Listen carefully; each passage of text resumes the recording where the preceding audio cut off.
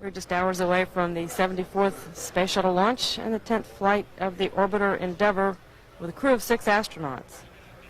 Liftoff is planned at 4:18 a.m. Eastern Time, the opening of a 49-minute launch window. This is shuttle launch control, T-minus 3 hours and holding. Final inspection team is on the mobile launcher platform, continuing their inspections of the vehicle. The team has about 8 members representing NASA and the contractors, and Greg Katnick of the Kennedy Space Center is leading the team. The team carries a variety of instruments. One is a portable infrared scanner to measure temperatures on the cryogenic surfaces of the tank, engines, and orbiter. They also measure temperatures of the solid rocket booster cases and segment joints.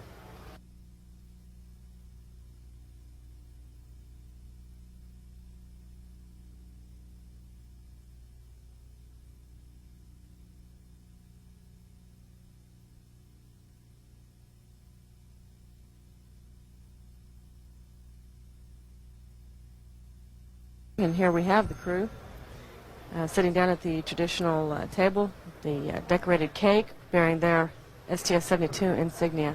We have mission specialist Koichi Wakata flying for the first time aboard the shuttle. Koichi is an astronaut from NASDA, born in Japan. And Dr. Daniel Berry flying for the first time aboard the shuttle this morning. Barry will be one of the EVA specialists, and pilot Brent Jett also flying aboard the shuttle the first time. He'll be using the RMS for the flight crew while they're performing EVAs. Here we have Commander Brian Duffy flying for the 3rd time aboard the shuttle today. Duffy, the most experienced in the shuttle for the whole crew. Mission specialist Leroy Chow, he's making his 2nd flight today aboard the shuttle. He will be involved in 2 of the spacewalks. And serving as flight engineer, Winston Scott, flying for the first time aboard the shuttle today.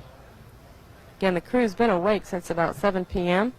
and they're getting right on their schedule that they'll be following during the 9-day mission for mission STS-72.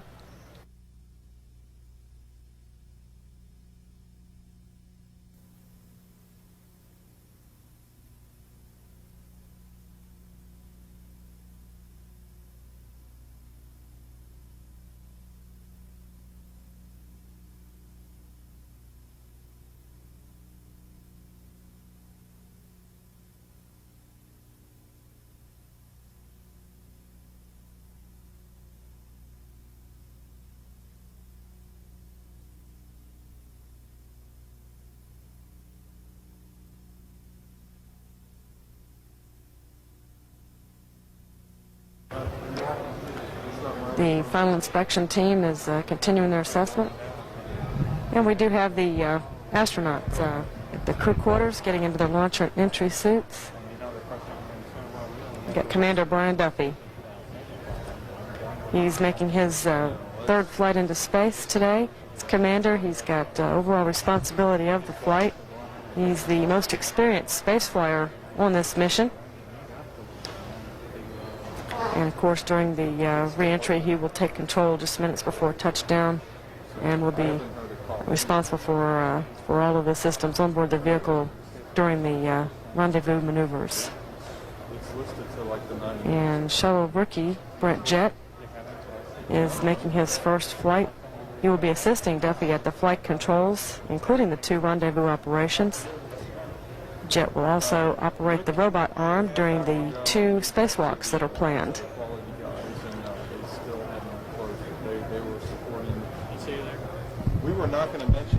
And NASDA astronaut and mission specialist Koichi Wakata flying on the space shuttle for the first time. Wakata will be using the robot arm during the mission to retrieve the Japanese Space Flyer Unit satellite, and will also use the arm to deploy and retrieve the OST scientific flyer.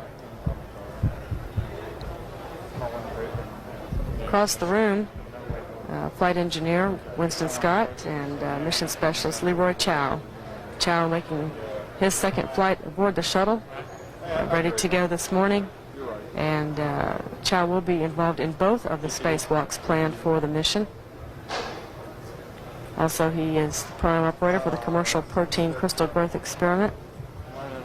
Rookie shuttle astronaut Winston Scott flying for the first time, and he serves as the flight engineer for this mission.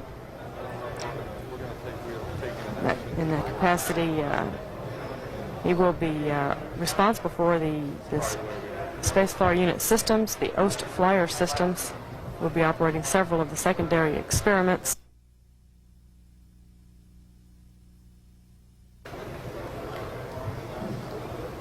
And we have mission specialist Dr. Dan Barry. He's saying he's ready to go for launch today. He's also flying for the first time aboard the shuttle. He will be involved in the first spacewalk of this mission.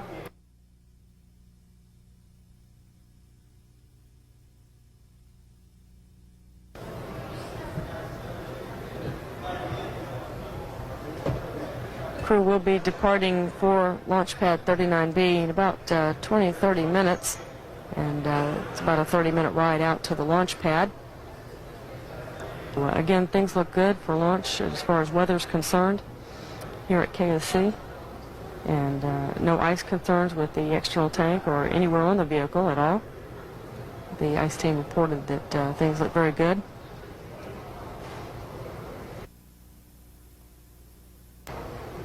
Here we have the astronauts for mission STS-72 coming out of their crew quarters at the operations and checkout building. They'll be getting into an elevator where they'll ride down to the first floor. Am I out? I can't get back no further. I'm in a pocket. Crew of 6 again has been training for the better part of the year. They're spent most of their time training for this particular flight. Some employees wishing them well.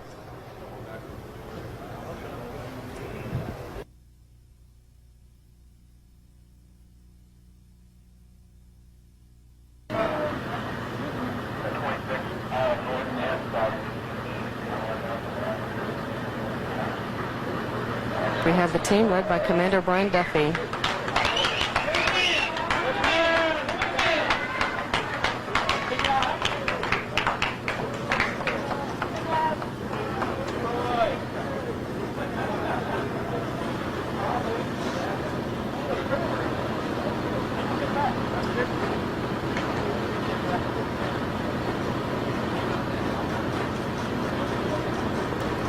And the crew will ride out in the astronaut van to the launch pad.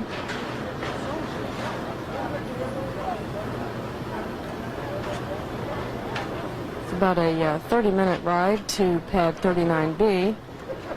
The astro van is escorted by KSC security. And the astro van is off.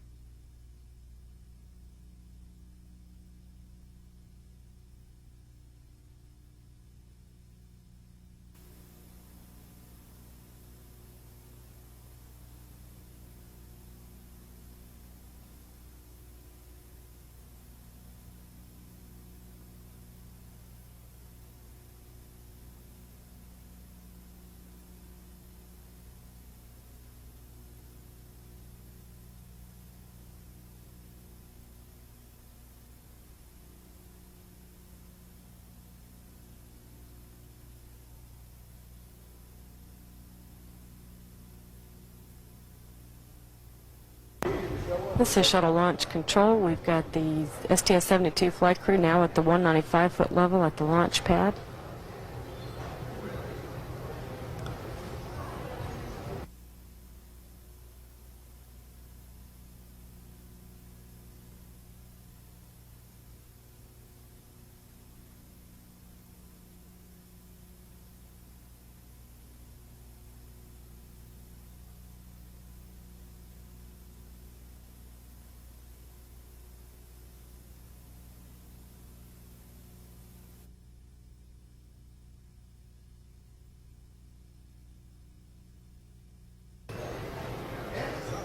Brian Duffy is commander of the flight, and he has overall responsibility for the mission. Duffy is a colonel in the Air Force. He's the most experienced space flyer on the mission, having flown twice before as pilot of STS-45 in 1992 and STS-57 in 1993. Duffy is a native of Boston, Massachusetts. He was director of the F-15 test flights at Eglin Air Force Base in Florida before being selected as an astronaut candidate by NASA in 1985. And mission specialist Dr. Dan Barry now getting ready to take his assigned seat. He will be seated down in the mid-deck for ascent.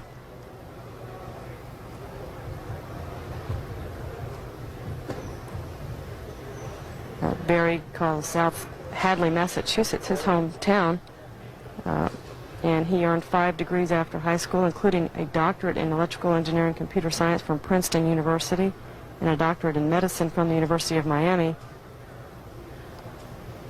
And Commander Duffy has nicknamed him Dr. Dan.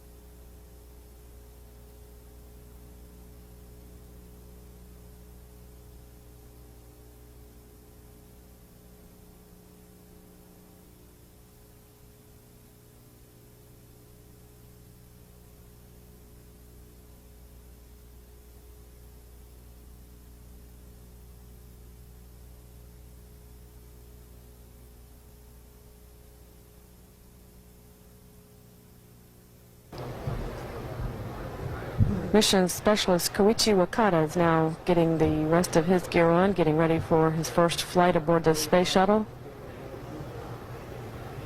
Wakata is from the Japanese Space Agency and will be operating the remote manipulator system robotic arm. He's responsible for grappling the satellites and for berthing them in the orbiter's payload bay. CGSS-OTC. This is CGSS. This time I give you 571, OAA accumulator, pre-charge. Copy, and word. OTC, CGLS. Go ahead, GLS. We've completed implementation of SAP-92. That will be steps 499 through 506.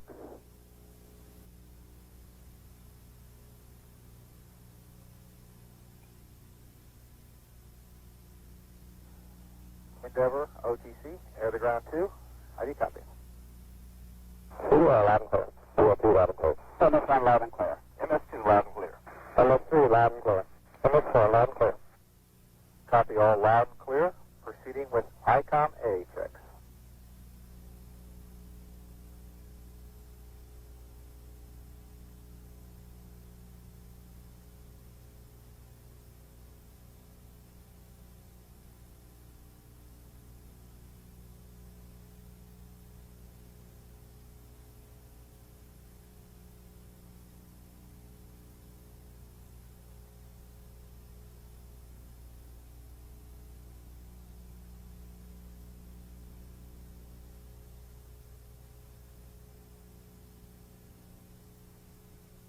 CNQC OTC, 212. Go ahead, sir. 680. Copy.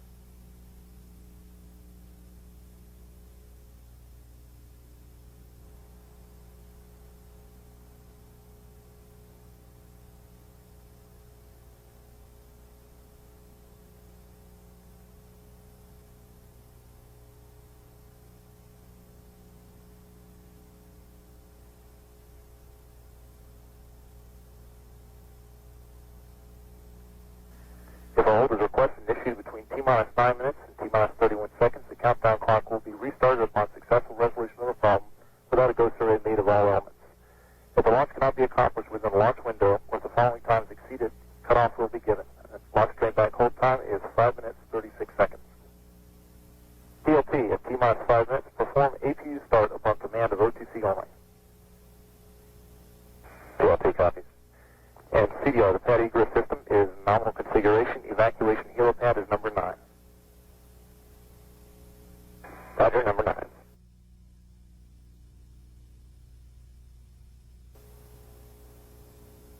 NTD-CCSE. Go ahead, CCSE. Yes, sir. We're looking at the difference between our CT-05 and the LCC that Milo was talking about. We'll go at this time. You want to go at this time? That's affirmative. We've got confirmed air to ground 1 and 2, and our recommendation would be to proceed. Copy. FP. And ATD-FP, we're go at this time. No constraints launch, correct? That's right. Copy.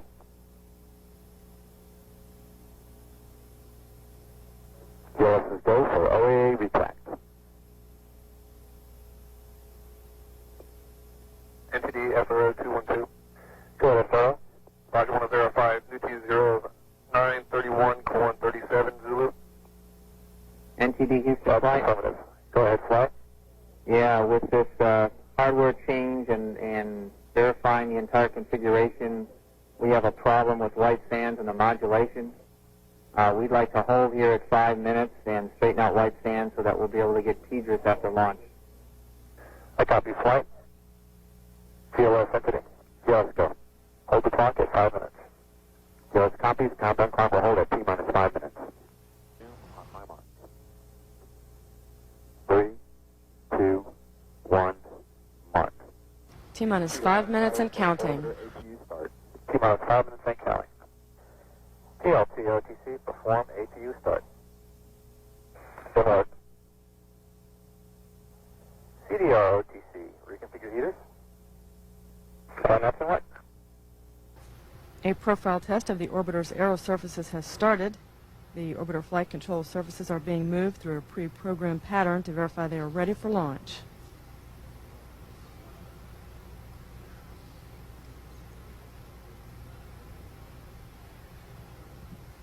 The main engines are being gimbaled and positioned for launch.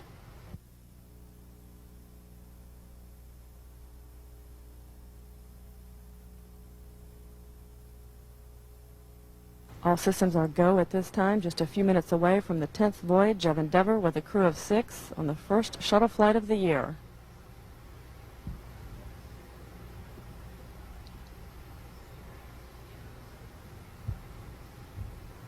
T-minus 3 minutes and counting. CLS is go for ET-LO2 pressurization. External tank is now being pressurized for flight.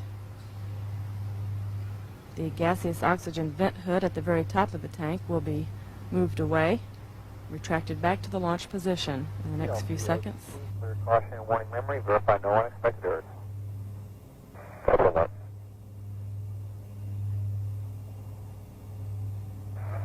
OTC caution and warning is clear, no unexpected errors. Copy?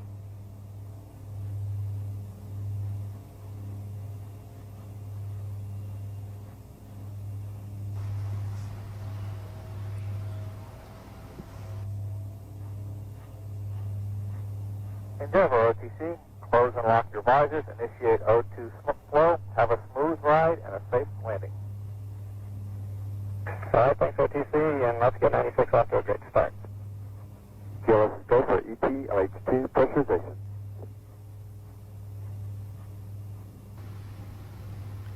At the T-minus 31 second point, Endeavour's onboard computers will have control of vehicle functions.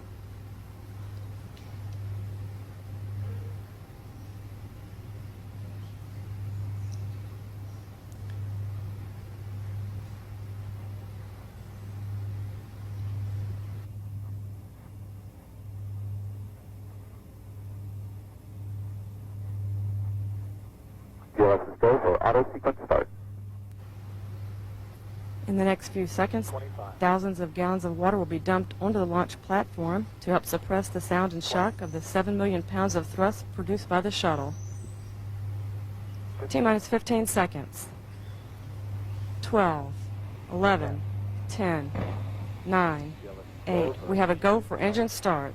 5, 4, 3, 2, 1. Booster ignition and liftoff of Endeavour in pursuit of a Japanese satellite. Houston now controlling. 217-218 Endeavour. Roll the program, Houston. Roger, roll, Endeavour. Roll maneuver is complete aboard the orbiter Endeavour. The orbiter is now in a head-down position on course for a 28.5 degree, 250 nautical mile orbit in pursuit of the Space Flyer unit for rendezvous and capture on Saturday morning.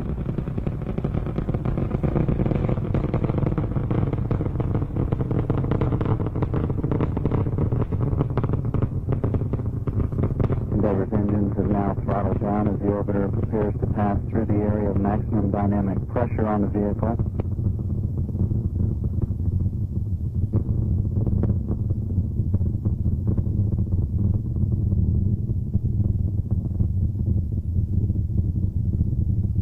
Three main engines now throttling back up.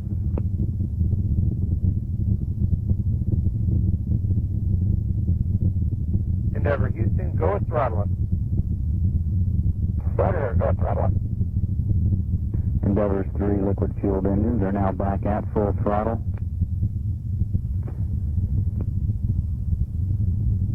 The orbiter is now downrange from the Kennedy Space Center of 10 nautical miles. The orbiter is traveling 2,600 feet per second, or about 1,700 miles per hour. The altitude is passing through 90,000 feet. The three hydraulic systems are in excellent shape, as are the fuel cells. The main engines are still performing at full throttle.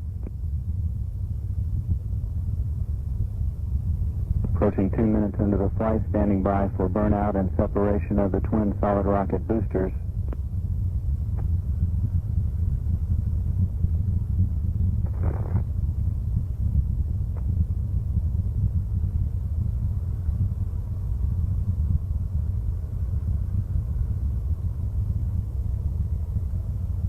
SRB separation is confirmed. Time 2 minutes and 20 seconds into the flight. Endeavour Houston, performance nominal. Roger, nominal. Performance thus far in the launch phase has been as expected. Endeavour is now at an altitude of 210,000 feet, downrange from the launch site 45 nautical miles, now traveling 5,000 feet per second, or about 3,400 miles per hour.